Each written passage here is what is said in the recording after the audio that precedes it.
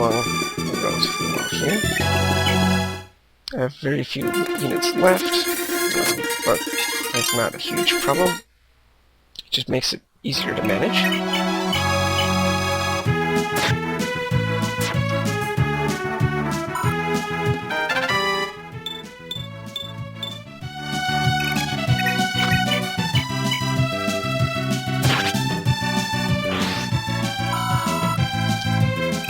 And so, Lex just plowed through that one because he needs to book it to that peninsula and get the hero eggs.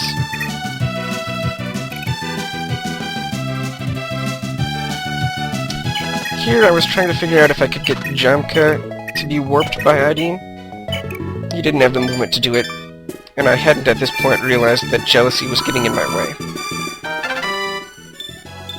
Otherwise, I wouldn't have spent so much time thinking about it.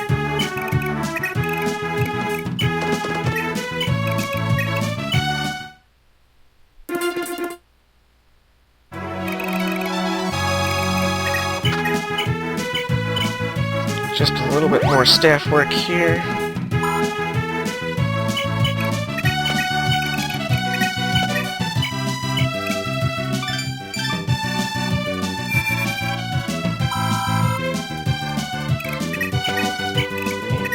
Alex continues to trek as far as he can.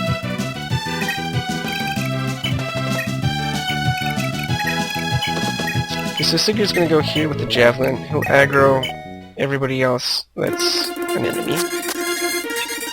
But this is expected and actually useful.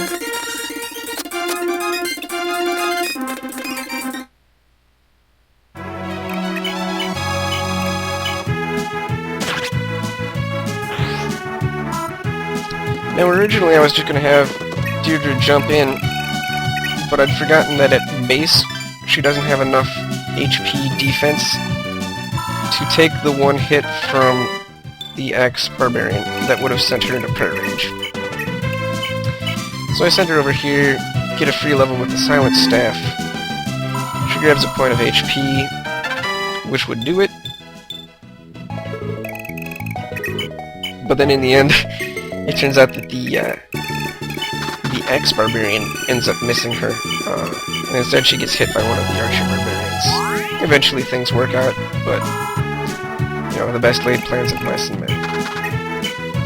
So from this point on, Ethlyn has to use every inch of her movement all of the time in order to get done what I want her to get done in the amount of time it takes her to get it done.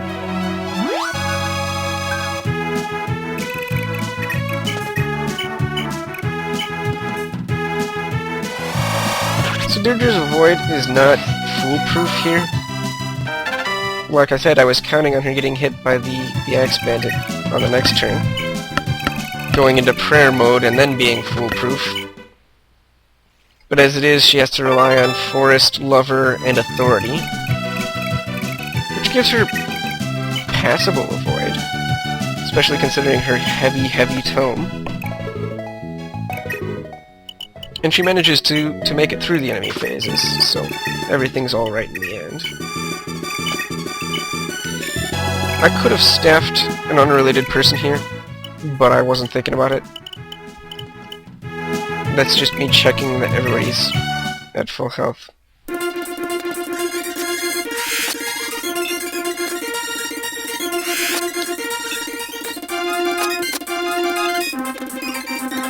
And so, Deirdre gets in a lot of good combat experience on the enemy phase here.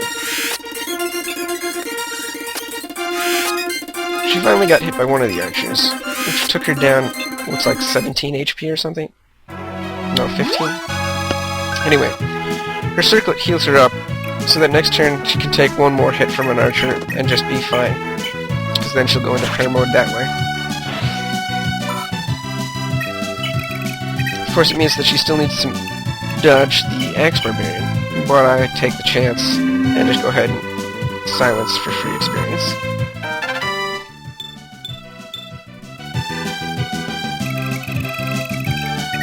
And then last turn I'd counted exactly to have Ethlyn wait right at the edge of Lex's range and send him home.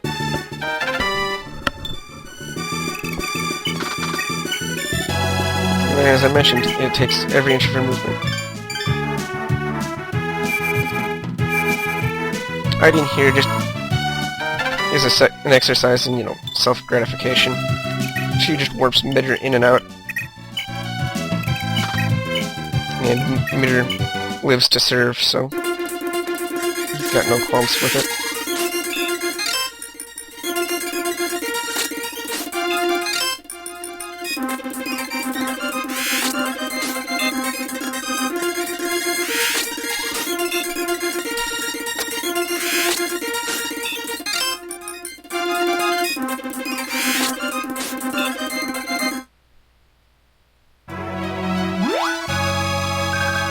Alright, so now we're in the endgames. There's just the boss left. And then the final... Everybody who didn't clear the arena the first time around, and all those new people that I've recruited, have your chance at it, sort of things. But I don't want Sigurd to get the kill, because the boss has a magic ring, which is going to be incredibly useful to have on Deirdre.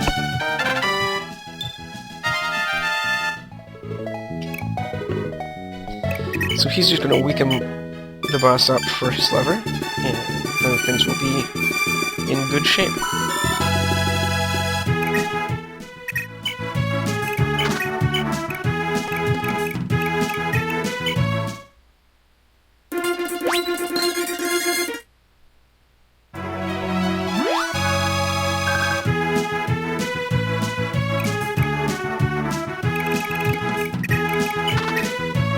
Now, she can't move north there because there's a cliff in the way, so that's where everyone has to stop to get done what she needs to get done. I sent Sigurd over there so he can get healed. It's not necessary by any stretch of the means. Now, ordinarily it looks like that mist might cost me a turn, but as things stand, it doesn't. Even if Deirdre would have been able to move far enough to get into Ethlyn's range next turn, she would have then been grayed out because she'd moved and she wouldn't be able to arena. So, it works out.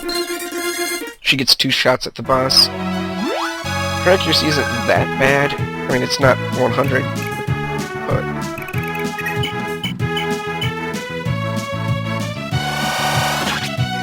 she connects this time, and that's what was important. The magic ring. So obviously this could have been cleared a lot faster if I didn't wait around for Deirdre and her 5 move. Sigurd could have blazed around, ignored waltzing through the forest area and just gone up around the left and shaved off a lot of turns, but I'm more interested in getting some experience into Deirdre because she moves ridiculously early. I have to send all of my people into the castle, because sending them into the home castle actually grays them out. And I want them to do things on their next turn. So we go ahead and save here because, it was pretty good, and I didn't want to make a mistake in the arena. And I did make a mistake in the arena, so I had to load the save. So that was a wise decision on my part.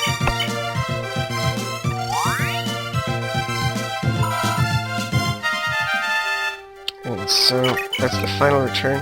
That means Ethlyn doesn't get to go home and have another shot at the boss. She might have been able to do decently after gaining all of those staff levels of experience, but I'll never know. And it's not like it was strictly necessary. So next with the Hero Axe actually stands a good chance. I never actually looked into whether the Japanese for the Hero Axe is exactly the same as what's later translated as Brave Axe, but they have the same effect, so I'll occasionally refer to them interchangeably. But the Brave Axe basically allows him to polish off the arena. The earlier roadblock of that sword fighter is a roadblock no more.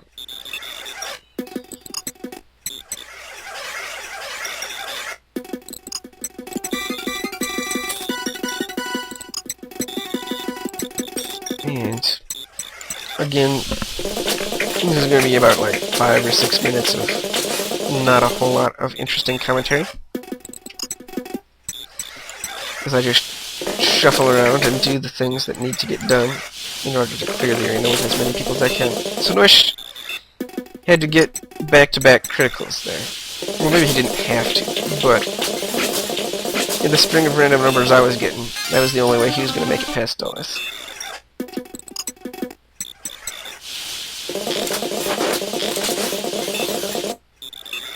I think that was like the first time I actually had one of my social knights use a lance. Even though I bought it for them at the beginning of the chapter. They'll get a lot more lance action in chapter 2. Oh, that's for sure. By a lot more, I mean, you know, more than I can count on one hand, but not more than I can count on 2 hands. Because swords are just that much better than lances in Fire Emblem 4.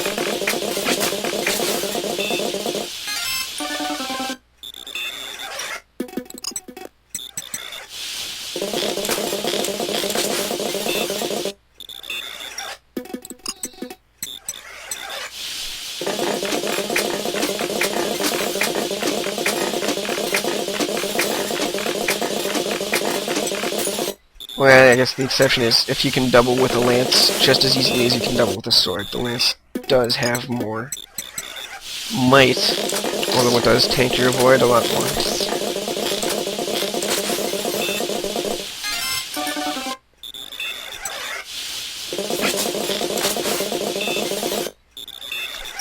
Now you do notice that every once in a while I'll change weapons mid-arena fight. That requires some tricky timing occasionally. But can be used to great effect, especially in Generation 2 with the Sleep Sword and, well, there are some other instances where it could be useful.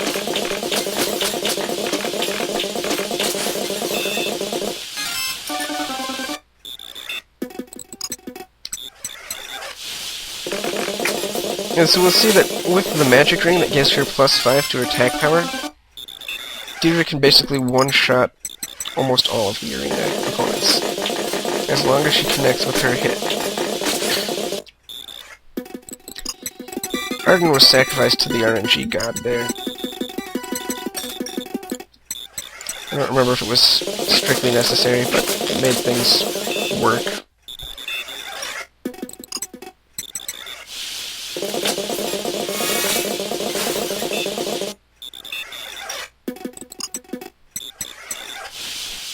You'll notice that in order to clear these last couple battles, Midder needed to borrow Jamka's killer bow. He'll actually take, you know, full custody of it for the foreseeable future. But he definitely needed the added accuracy boost to get past Emil with the speed ring, and the added power to get past the General Dulles.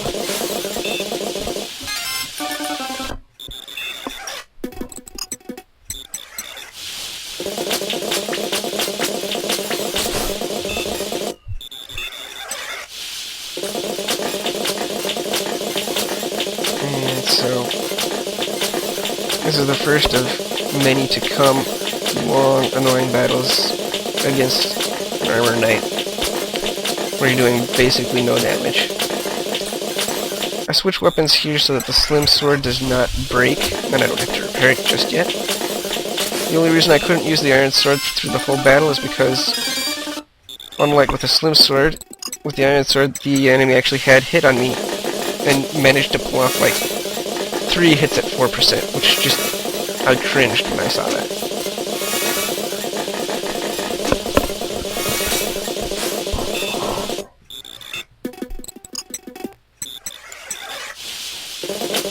And so, we've made it through. That's as far as we get with the arena. So then I pull up the little window, show you the final stats for the levels, actual raw statistics, and the arena levels. So the people who didn't pass the arena were Arden, Ethlin, Dew, and of course the one that doesn't have any combat potential at all.